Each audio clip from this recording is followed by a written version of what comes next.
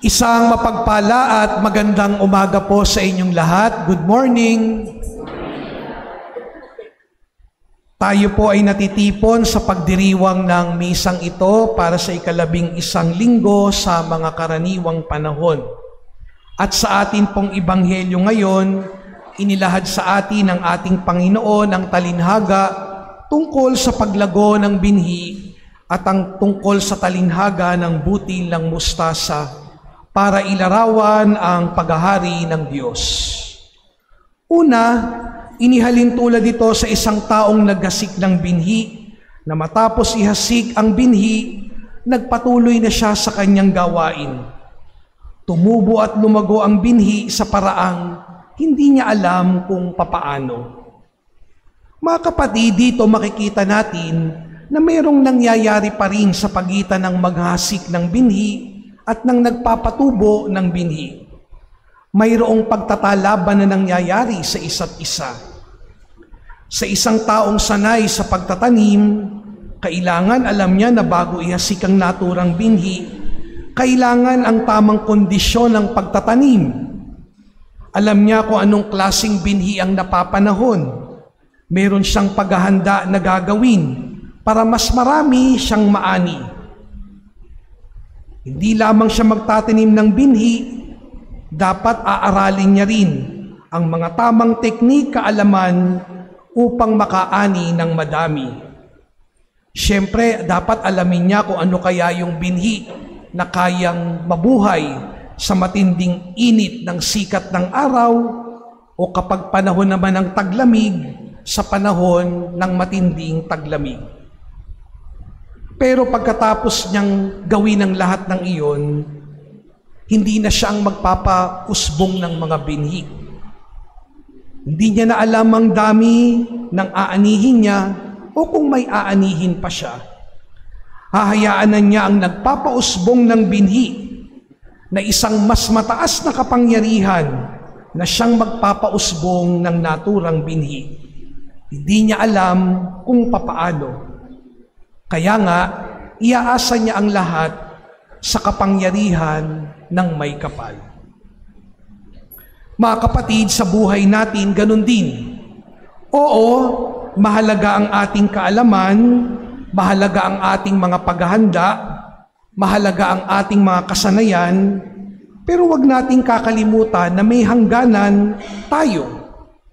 Kailangan pa rin nating umasa sa pagbibiyaya ng Diyos.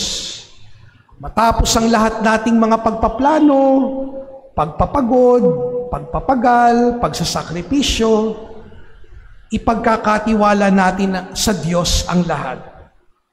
Kung mabuti yan, hahayaan ng Diyos na ikay mamunga.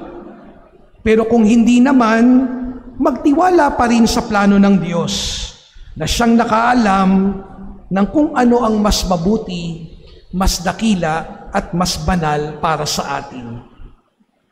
Kaya nga, on our part, ang ating ambag, huwag tayong matakot na maghasik ng binhi. Huwag tayong mag-alinlangan na maghasik ng mga mabubuting binhi.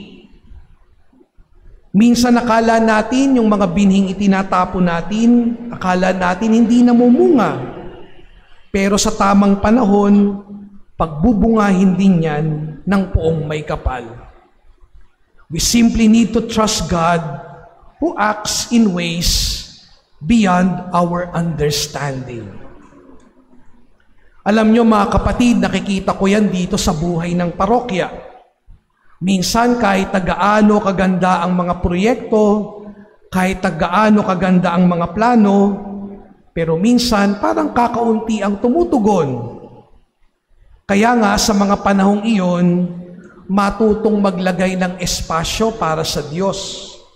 Bahala ang Diyos na tumawag sa mga taong tutugon sa mga magagandang mga proyekto at plano.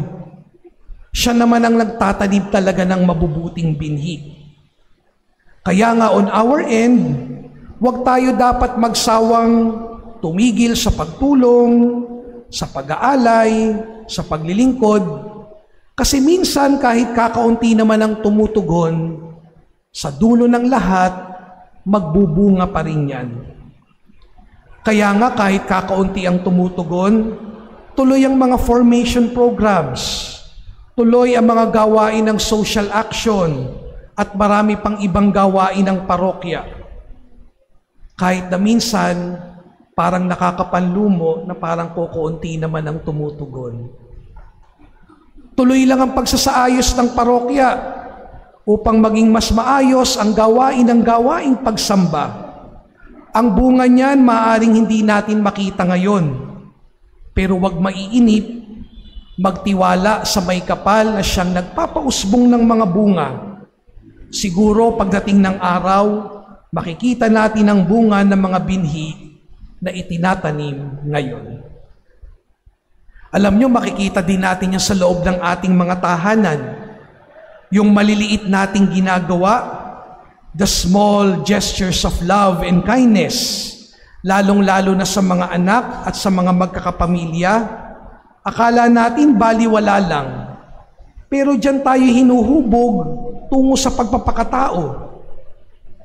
Ilan nga ba sa atin ang natuto sa pakikipagkapwa at nagsimula yan sa loob ng tahanan?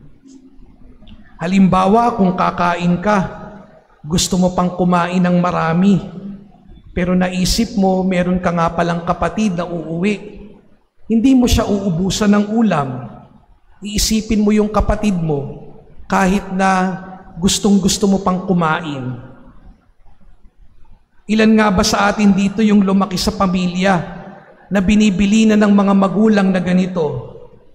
O ingatan mo yung uniform mo ha, ingatan mo yung libro mo, kasi gagamitin pa yan ng mga kapatid mo. Yung respeto, natututunan yan sa loob ng tahanan. Kung nakikita ang nanay at tatay na nirerespeto ang mga kasambahay, natural ang mga anak lalaki ring merong respeto sa mga kasambahay. Yung katarungan, makikita yan sa loob ng tahanan. Kung pinapasweldo ng tama ng mga magulang ang kanilang mga kasama sa bahay. Maliliit lamang na mga binhing itinatanim, pero nagbubunga yan in the long run. Kaya nga para sa mga estudyante, yung mga pagtatanim na ginagawa natin, yung pagpupursige sa ating pag-aaral, it will matter down the line because success does not happen overnight. At kung titingnan natin yung naghasik ng binhi, sigurado ako marami rin siyang mga hit and miss. May mga kapalpakan din. Pero ang pinakamahalaga, hindi lang siya basta nagtulog, hindi siya tumigil maghasik ng mabubuting binhi, kaya pinapagbunga ng Diyos ang mga binhing inihasik. Mga kapatid, huwag din natin iisipin na ang anumang bagay na meron tayo ay insignificant. Huwag nating maliitin ang maliliit na binhi, gaya ng butil ng mustasa. Huwag nating sasabihin na simple lang ako, wala akong maiaalay, wala akong maiaambag, mahirap lang ako, wala akong maibibigay. Sapagkat kahit ang pinakaaba at pinakamaliit nating mga pag-aalay, sakripisyo, kapag nilaki pa ng pagmamahal, pagtitiwala sa Diyos, at inilagay sa kamay ng Diyos, maaring magbunga ng mas maraming magagandang bagay, lalo tigit ito'y kalooban ng Diyos. Naalala ko yung pagbabahagi ng isang successful businessman. Sabi niya, nagsimula naman ang lahat sa pangarap, maraming mga gabi ng sakripisyo, at higit sa lahat, pagkilala sa mas maraming mga biyaya na galing sa Diyos. Narito yung isang matagumpay na businessman, kinikilala ang lahat ay galing sa Diyos. Nang pinagsanib ang gawain ng tao, sakripisyo at pagpapagal ng tao, sa awa at pagbibiyaya ng Diyos, doon nasumpungan ang tagumpay. Sa buhay pananampalataya natin, ganun din.